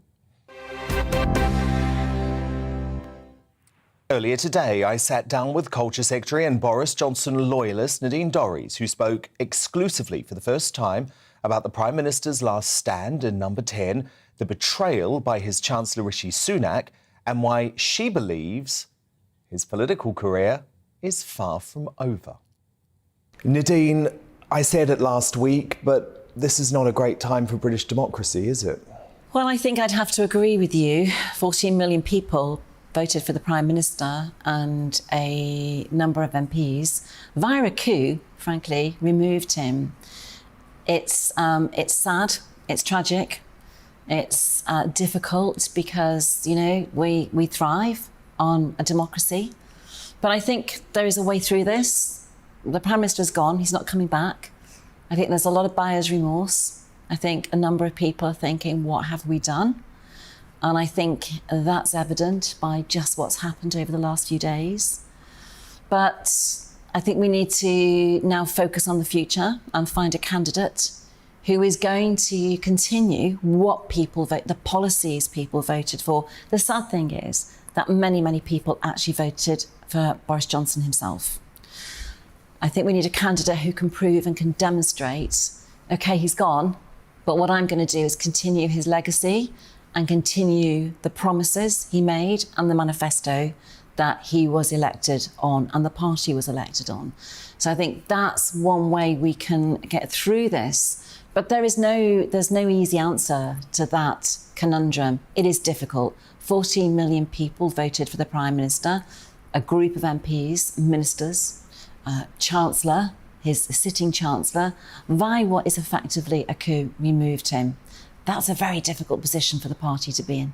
And can we talk about that a little bit? Because you were obviously sitting around the cabinet table with those two men. Did you have any idea that they were plotting against the Prime Minister? I have my suspicions, not least because when some difficult decisions were taken, like when we wanted to lift restrictions from COVID, it was very difficult to get the Chancellor at meetings to commit to any policy at all. Rishi had been planning his campaign to the letter, launched it the day it was ready, and everybody else is kind of like blindsided and thinking, what's going on? We've all been working so hard. How can he have been that campaign ready? Well, the answer is he wasn't working so hard. We all were. And I'm afraid we found ourselves in quite a difficult position.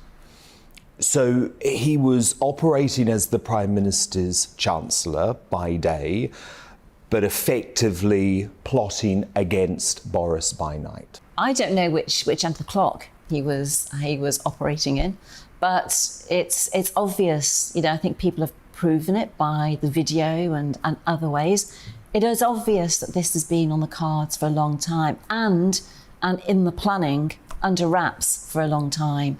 And I don't know how. I know how busy the rest of us are as cabinet ministers in our departments. I frankly don't understand at all how a sitting Chancellor had any time to even consider what he was doing, let alone plan it, let alone be campaign ready, let alone be off the blocks on day one. It just doesn't make sense to me in any other context other than he wasn't doing his job as Chancellor. And of course, now we have the political establishment and the grandees all saying that Rishi is just the inevitable Prime Minister. Presumably you disagree. I disagree with that for a number of reasons. I don't think you can have a Prime Minister who has behaved when he was Chancellor, when he was number two, when he was sat at the Prime Minister's side in meeting after meeting. I don't think someone who's behaved in such a duplicitous and treacherous way and has removed, being the cause of the vote being removed from 14 million people who voted for Boris Johnson and the Conservative government, I don't believe that person can become Prime Minister. And I do know that if Rishi does become Prime Minister, then it is over for the Tories at the next election. I agree.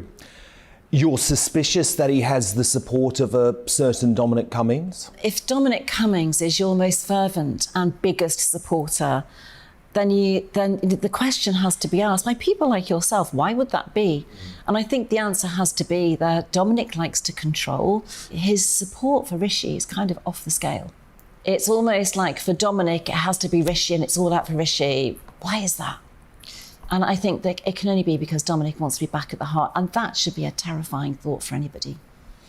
Can we go back to last week, Nadine, because you were living history in number 10 Downing Street, one of the few ministers that stayed steadfastly loyal to the Prime Minister, and I believe you told him in those meetings at number 10 that he should fight on. Well, we did reach the position, Carrie, myself and others. I've got to say, actually, Carrie has been amazing throughout last week in terms of her support, her unflinching steadfastness, her lack of opinion in not pushing the Prime Minister either way, just being a sounding board. She's just been superb. But my word's my bond. If I pledge my loyalty to you, I will die in a ditch for you. I will never break my loyalty to you. And my loyalty is also to the British people. And I'm proud of that. They can bring on as much, approbation and sarcasm and unpleasantness towards me as they want for me doing that. But I'd do it all again. How was Boris when that realisation came, I've just got to go? Desperately sad. He won us an 80-seat majority. I'm not sure we will ever get that again. Less than 3 years ago. Less than 3 years ago. He got us through with COVID. He lifted the restrictions. He delivered Brexit. So many policies, I could just list them forever.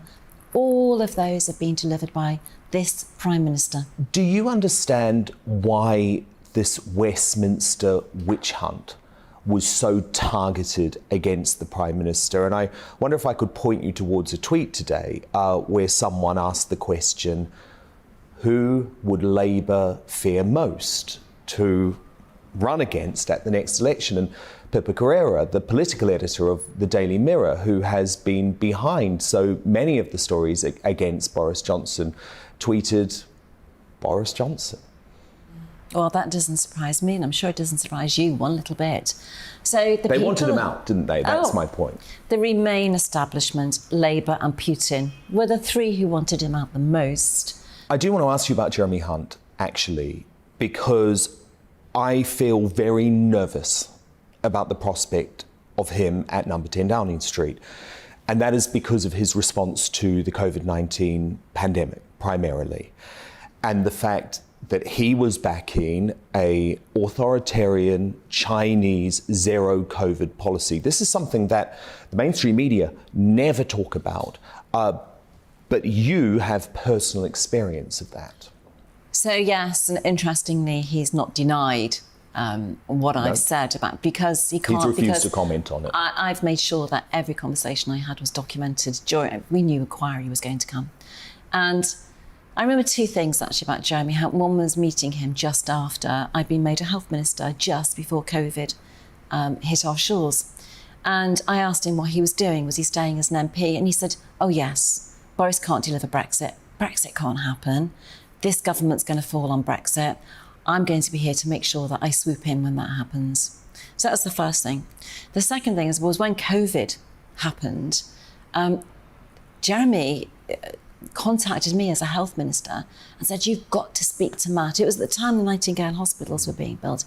You've got to tell him that you Matt Hancock. Yeah, you don't put sick people in the hospitals. You follow a zero COVID policy. My wife's family have experience of this. When someone tests positive, you take them from their home and you take them to an isolation centre and you leave them there in the isolation centre. That's the only way you can beat COVID. And I said, Jeremy, the British public will not stand for mothers and fathers and families and children being removed from their family and their home and put in isolation. And he says, who said they won't? And I said, well, the Behaviour and Insights team, who I've discussed this with, they won't wear it. And he said, I don't believe it. I don't believe it. Show me the evidence for that, because I don't believe it. That's the way we have to deal with this, is a zero COVID policy. Now, we would still probably be in some sort of lockdown if Jeremy Hunt had been made Prime Minister. Look at China today. Instead of Boris Johnson. Is Boris Johnson's political career over? I've spoken to people in number 10 who still believe he has much to offer and suggest he could even return Churchill style to number 10 one day. Well, I believe that. it's not just me. I can assure you that my phone is full of messages from people saying he'll be back. He's too, you know, you're not going to get, when you've got somebody who has his uniqueness, his appeal, his level of genius, you're not going to get, you know, a male stale and pale individual. You're going to get someone who's going to bring challenges. And I'm afraid that is what we get with Boris, but we also get, you know, the fact that people appeal. He makes mistakes, he makes gaffes, so does everybody in the country. That's why they like him, because it's like looking at a reflection. I make mistakes, I make gaffes, I get it wrong too. And he isn't afraid to say that, and people see it and understand it. And I definitely think that one day Boris Johnson will be back. I think, you know, people have buyer's remorse at the moment. I know MPs are seriously. And party donors too. Certainly the party donors. And I know people are thinking, what have we done? Could he be back before the next election? Oh, I'm not going to speculate on when or how, but I don't think it's the end. He's gone now, and that's all I can say. He's gone now. What are his immediate plans once he leaves Number 10? Well, I think at the moment, I think he's going to focus on saying thank you to people. I think you'll see him a lot about the country. Have you considered running for the leadership? I have. And yes, and I'm not in a position to decide yet. So it's possible you would run, presumably on the basis of continuing the Boris Johnson legacy? So to be absolutely clear, for me, it is, I have no personal ambition whatsoever, but for me it's about the most important thing in what's happening right now is that we continue what 14 million people voted for. We continue that manifesto and that legacy.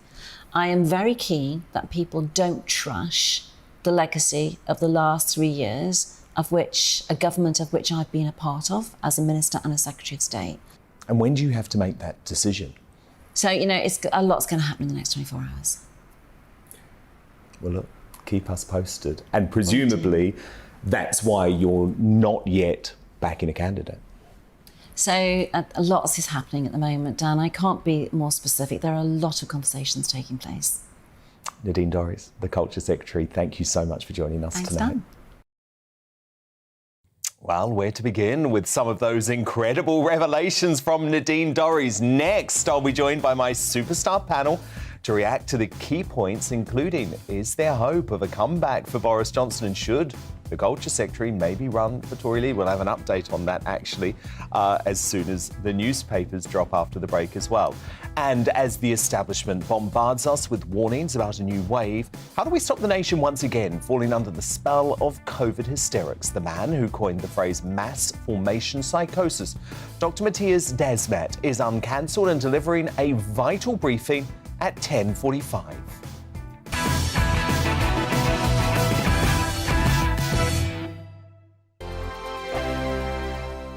We are GB News. We're right across this great nation. On TV. On radio. On digital. Absolutely everywhere. We don't talk down to you. We embrace all voices with honest and civilised conversation. We are not part of the establishment. We're one of you. And we're only getting started. Join us on GB News, The People's Channel. Britain's news channel.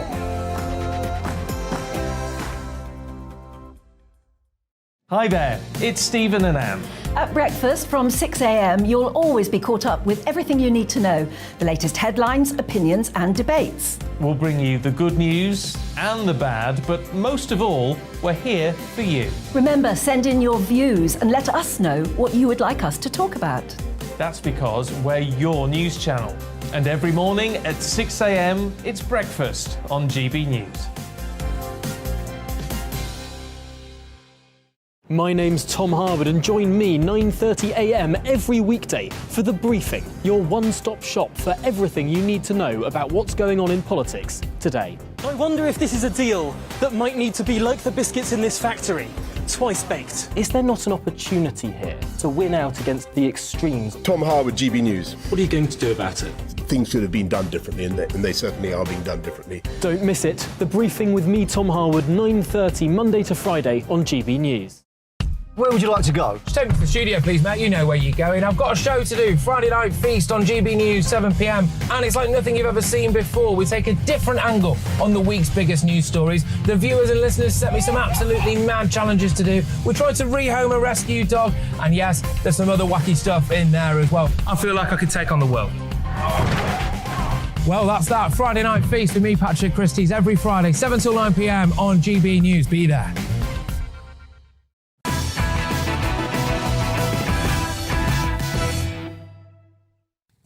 Let's return now to tomorrow's News Tonight and our Media Buzz. Lots of front pages in. The Daily Telegraph reports Britain braced for health heat emergency. Ministers drawing up plans for the first ever national heat wave emergency as forecasters predict the record for Britain's hottest day could be broken at the weekend, potentially smashing through the 40-degree Celsius barrier. I'm not happy about it. Don't like this level of heat, I have to be honest. The Guardian reports that the new Tory leader and therefore the new Prime Minister will be named on September the 5th, plus the publication dedicates a second day to the so-called Uber papers, exposing the ride-sharing company's alleged attempts to pressure governments across the world. The Sun splashes on Sir Mo Farah's revelation that he has been hiding the truth about his life for decades, including his name. The Team GB athlete reveals in a new documentary he was illegally smuggled into the country to work as a servant. And the Eye also leads with that shock revelation about Sir Mo's past. But the paper writes that despite his arrival in the UK having been illegal, the Home Office has dismissed any claim that the father of four will be stripped of his British nationality. On the Daily Mail front page, Liz Truss has warned the Tory right it risks handing Rishi Sunak the keys to number 10 unless it unites behind her. The Foreign Secretary's dramatic plea comes as Priti Patel debates whether to join a crowded field of contenders. And the Times also leads on the Tory leadership race, with frontrunner Rishi Sunak guaranteeing tomorrow to cut taxes once inflation has fallen. Well, that's not much of a promise, is it? Senior cabinet allies of Boris Johnson are also reportedly preparing to announce their support for Liz Truss, including maybe Nadine Dorries and Jacob Rees-Mogg. Nadine, of course, just slammed Rishi and Jeremy Hunt in my exclusive interview tonight. So lots of developments going on about when the Boris loyalists are going to choose their candidate and who they're going to coalesce behind. My superstar panel back now. Writer and political commentator Christine Hamilton, star reporter at the newspaper Benjamin Butterworth, and broadcaster and author Tonya Buxton. Now, of course, just before the break, you did see that interview with the Culture Secretary Nadine Dorries, who lashed out at Boris' plotter Fishy Rishi for a calculated campaign to become PM. Nad's claimed the former Chancellor has been planning his own leadership bid since lockdown, but warns it's not over for Bojo and says he could even make a comeback before the next general election. Her explosive claims come as the Mail on Sunday exclusively revealed that Tory donors are privately asking if there's any way to keep Boris as PM, with insiders reporting that a kind of bias remorse has set in among senior ranks. And the dissolution also appears to be showing in the polls, with a survey by Savanta Comres asking who people would vote for if there was a general election tomorrow, revealing a brutal 15% lead for Labour. So with no standout candidate to replace the ousted Prime Minister and the reality sinking in, I mean, I'm sorry, Christine Hamilton, I've been saying it. I think the Tories have made a big mistake. That said, he is going for now. What do you make of this growing move tonight that the Tory right may have decided to coalesce around Liz Truss? Well, first of all, on the Nadine Dorries interview, loyalty is something that I actually value very importantly. So, you know, she's uber loyal, and especially in politics, that's something, but not when it's marginally sycophantic and slightly blind. But, I mean, good for Nadine to be loyal. I think, Rishi Sunak, I don't care that he's very rich. I don't care that he has expensive shoes. What I care about is that he's got a green card, and that until it was exposed, he thought it was all right for his wife to have non-dom tax status. That's the sort of thing. So I'm absolutely no Rishi. No wonder the Labour Party is in a big lead now. The Tories are in utter disarray. Of course they're going to take a lead. This is why, in a way, we've got to get it sorted very quickly. I can't see Bojo coming back before the election, no, if that was the question. Benjamin Butterworth, your reaction to Nadine? I mean, you know, I hope she's got a therapist on speed dial, because she looks like a broken woman. You know, I just wanted to go, are you OK, hun? Because she is obsessed with Boris Johnson. She looks like a sort of, you know...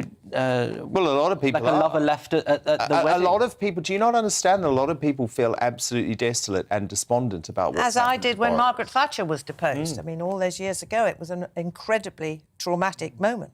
Well, I won't be shedding tears now. You know what? I mean, what's terrifying there is Nadine Dorries was asked, have you considered running to be leader yourself? And she said, I have, yes. Now, who knows if that's going to happen? But let me tell you, I would be absolutely disgusted if Nadine Dorries got anywhere near the office of Prime Minister. She'd be the worst Prime Minister this country had ever seen. Oh, don't be ridiculous, Benjamin. The worst Prime Minister this country will ever see will be Keir Starmer if that happens. Tonya Buxton, but what's becoming clear tonight, because Nadine was very open with me there. She said, look, lots of discussions are taking place behind the scenes. Clearly, I think a deal is going to be done with the Truss team, and you're going to see these Boris loyalists, at least it's looking increasingly likely, the likes of Nadine Dorries and Jacob Rees-Mogg are going to say it's Liz Truss who will carry the flame for Boris. And you know what? I'm pretty comfortable with Truss, I have to say. Liz, we trust. I know you like that saying. I'm not sure, but I do think that it's the way that the mainstream media is pushing for Rishi. And I like the fact very suspicious. It makes me very, very suspicious. And I like the fact that she's come out, because I recently read that the Ready for Rishi website was ready to go from December 2021. So if that's when he started plotting, if that's true. And then there's also the question as to, the lockdown garden party picture. There's a lot of speculation whether that was taken from... Well, the angle was... Rishi, were you responsible, mate? I'm sure you were, but feel free to clarify. Well, that website was registered 4 days after that photo came out. Yeah. There's a lot of coincidences, Rishi. There is. Now, it takes a lot to make me empathise with Joe Biden, but this latest faux pas in which he appeared to read auto-cue instructions in a televised speech might just do it. Percentage of women who register to vote and cast a ballot is consistently higher than the percentage of the men who do so. End of quote. Repeat the line. Women are not without electoral and or political, or maybe precise, not and or political power. Now, the White House claimed the 79-year-old president said, let me repeat the line, but I didn't hear that. Did you? Percentage of women who register to vote and cast a ballot is consistently higher than the percentage of the men who do so. End of quote. Repeat the line. The gaffe saw critics, including Tesla billionaire Elon Musk, compare Biden to Ron Burgundy, the newsreader who famously repeated anything put into the auto-cue in the hit comedy Anchorman. He wears the moustache well, doesn't he? Don't you agree? Now, coming up, contenders for the Tory leadership. Funny, it's tragic. Well, yeah, it's worrying. The Western world. I mean, it's awful. you literally having to watch that through your fingers. I know, but sometimes you just have to laugh or you would cry, Christine. Well, I'm crying, really. We're crying. It's awful. Now, coming up, the contenders for the Tory leadership are also in the running for the first Greatest Britain and Union Jackass of the week. My superstar panel, Christine Hamilton, Tonya Buxton and Benjamin Butterworth, return to nominate soon. But next in Uncancelled, what is mass formation psychosis, and does it explain why society succumbed to total hysteria during the pandemic and may do so again as cases rise? The man who popularised the term, Dr. Matthias Desmet, reveals all after we take a very quick look at what's coming up in tomorrow's show. Coming up on Dan Wootton tonight, why has the world seemingly lost interest in discovering the origins of COVID? Journalist and former peer Matt Ridley, who literally wrote the book on the subject and has dedicated himself to investigating the Chinese lab leak hypothesis, issues a rallying cry live. I meet Scott Nugent, the free speech warrior who regrets transitioning from female to male and is now educating folk on gender dysphoria and the push to submit young people for extreme procedures. I'll also be keeping up with all the twists and turns of the Tory leadership contest and breaking down the headlines with my superstar panel, former Daily Star editor and current columnist Dawn Neeson, conservative commentator Calvin Robinson, and author and journalist Rebecca Reid. That's Dan Wootton tonight, Monday to Thursday from 9 p.m. till 11 p.m. on GB News. But it's time now for Uncancelled. And this is where the world's top commentators speak out on controversial issues without the fear of the cancel culture sweeping the rest of the media. Now, morbidly refusing to get on with normal life, the freedom-hating lockdown hysterics are back. And of course, leading the charge is none other than doom-monger-in-chief, independent sages, communist Suzanne Mickey, who today accused the government of, quote, shutting its eyes and letting COVID rip as she warned of even more infectious variants. This dogged devotion to fear is a perfect example of mass formation psychosis, a term coined by Belgian clinical psychologist Matthias Desmet, and it's used to describe the mob hysteria linked to lockdown measures. He argues that most people accepted draconian and nonsensical restrictions from governments without question or logic because of the condition, and his theory started gaining widespread attention when renowned virologist and mRNA vaccine developer Dr. Robert Malone referred to it on Joe Rogan's podcast last year. What Matthias Desmet has shared with us, brilliant insight, is another one of those, aha, now that part makes sense, which is that this comes from basically European intellectual inquiry into what the heck happened in Germany in the 20s and 30s. You know, very intelligent, highly educated population, and they went barking mad. And how did that happen? The answer is mass formation psychosis. The phrase has since exploded in popularity, and I'm delighted to say Professor of Clinical Psychology at Ghent University and author of The Psychology of Totalitarianism, Dr. Matthias Desmet, joins me now. Dr. Matthias, I mean, as the establishment bombards us with warnings of a new COVID wave, how do we stop the nation once again falling under the spell of mass formation psychosis? That won't be easy, I'm afraid. As soon as you understand the mechanism of it, you understand that once a large-scale mass formation emerges in a society, it's quite difficult to prevent the next one to happen. And that's purely a consequence of the psychological mechanisms at work. The most important thing, I believe, is always that the people who do not buy into the narrative, who have the capacity, the capability to take a critical distance of the narrative, continue to speak out. Continue to speak out in public space. That's the most important advice I could give in this situation. Well, that's good because we will keep doing it. But I believe, Dr. Matthias, as well, you say it's important not to get angry or aggressive with folk who have bought into the mass formation psychosis. Yes, of course. And, you know, I never use the term mass formation psychosis. I always use the term mass formation, just because from an intellectual and ethical and also a pragmatic point of view, I think it's better to avoid the psychiatric term. But indeed, the most important thing is just to speak out without being too convinced that you are the only one who knows the truth. It's just best to speak out, to give your own opinion, to stick to the ethical duty of articulating the words that you think are sincere and honest, without too much being too fanatically convinced yourself of what you believe in, and without really trying to convince the other people. So it's just the optimal strategy to deal with this phenomenon, I think, is just sticking to the ethical duty of articulating the words that seems at that moment sincere and honest to you.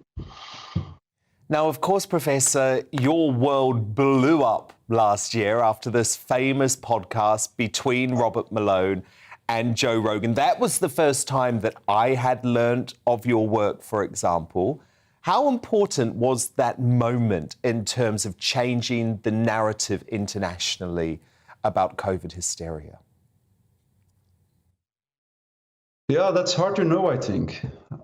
I received many messages of people who told me that once they heard my theory and once they heard me explaining how this strange phenomenon of mass formation, this strange kind of group formation, which has such strange effects at the level of individual psychological functioning, that once they heard me explain it, they started to see what was happening.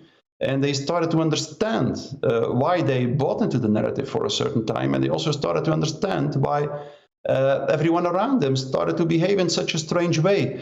But of course, it's hard to know what ultimately the impact of my theory on the course of the phenomenon was. I have no idea, to be honest. I think probably some people will have changed their mind, but maybe not too much. I'm not sure about it. No, I don't. It's hard to gauge. No, I think you've changed many, many minds. And when we come out of this thing, the exposure of the term mass formation psychosis is going to be incredibly important. So thank you so much for all of your work.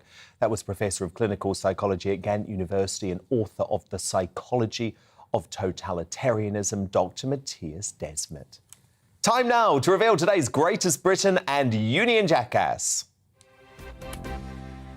My superstar panel return. Christine Hamilton, who's your Greatest Briton nominee today? Well, it's Penny Mordaunt, who I would like to see as our next Prime Minister. Benjamin Butterworth, your GB today. Mine is the next Prime Minister. It's Keir Starmer, because weirdly, I agree with you. I think it's much more likely he's now going to be PM. Weirdly, it got no mention, but he was completely cleared by Durham police, unlike that scoundrel Boris Johnson. I've got a lot to say about that, but it's going to have to wait for another day. Tonya Buxton, your nomination. Djokovic is my nomination for being a man of principle, a man that stuck to his morals, and for a man who actually stands up for proper body autonomy. I'm with you on that, Tonya Buxton. Novak Djokovic, today's Greatest Briton, and I promise you I haven't just made that choice to annoy Benjamin Butterworth. I promise you that. I promise you that.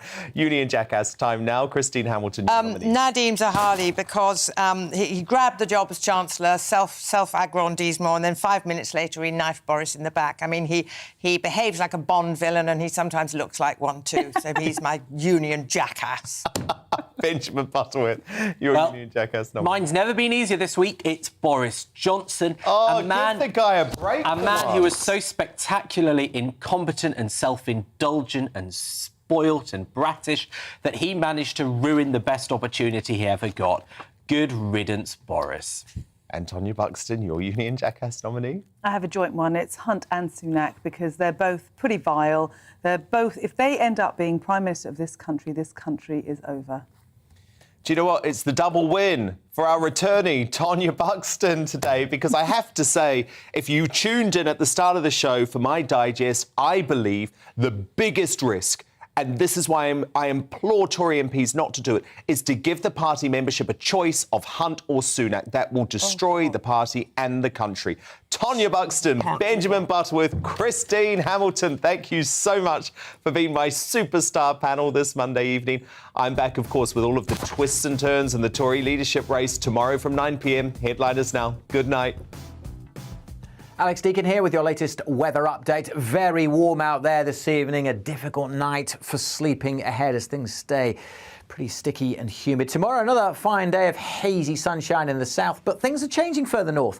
There's a weather front on the way, and it's a cold front which will slowly be introducing slightly cooler conditions, but not for the time being. High pressure is still dominating. A very warm evening and a very warm night to come. But here comes that weather front, bringing cloud and some rain to parts of Scotland and Northern Ireland, particularly through the early hours. It will eventually bring some cooler conditions into the extreme northwest, but for most of us, we're looking at temperatures mid to high teens in parts of eastern England. May not drop below 20 Celsius, so a very warm start to Tuesday. Hot, hazy sunshine again for the southern half of the UK, but a different day for much of Scotland and Northern Ireland. Thicker cloud through the central belt, Northern Ireland. Could bring some patchy rain at times, although that will tend to fizzle out. Brighter skies will follow across the far north, some sunny spells developing here. With more cloud for England and Wales, perhaps not quite as high the temperatures, but still over 30 Celsius across the southeast. As we go through the evening, a bit more thick cloud just spilling into the Midlands and South Wales. Might produce the odd spot of rain, but for most it stays dry. Some showers will continue to feed in across northern Scotland. And then into Wednesday, well, for most, it's another dry and sunny day. But this line of cloud across the south at first, that is that weather front that's moved through. So temperatures won't be as high on Wednesday. And we'll continue with some showers and a brisk wind across northern Scotland. Mid-teens here, low 20s for most, but still in the south we could get 27 or 28. Not as hot as today and tomorrow, so temperatures is ticking down a little bit midweek. However, early days, but on Sunday we are concerned that temperatures could become extreme. So the Met Office have today issued an extreme heat warning for Sunday for parts of England and Wales.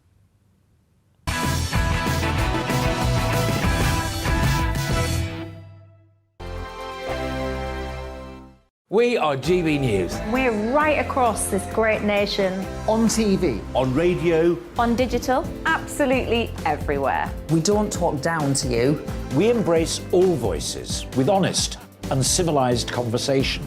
We are not part of the establishment. We're one of you.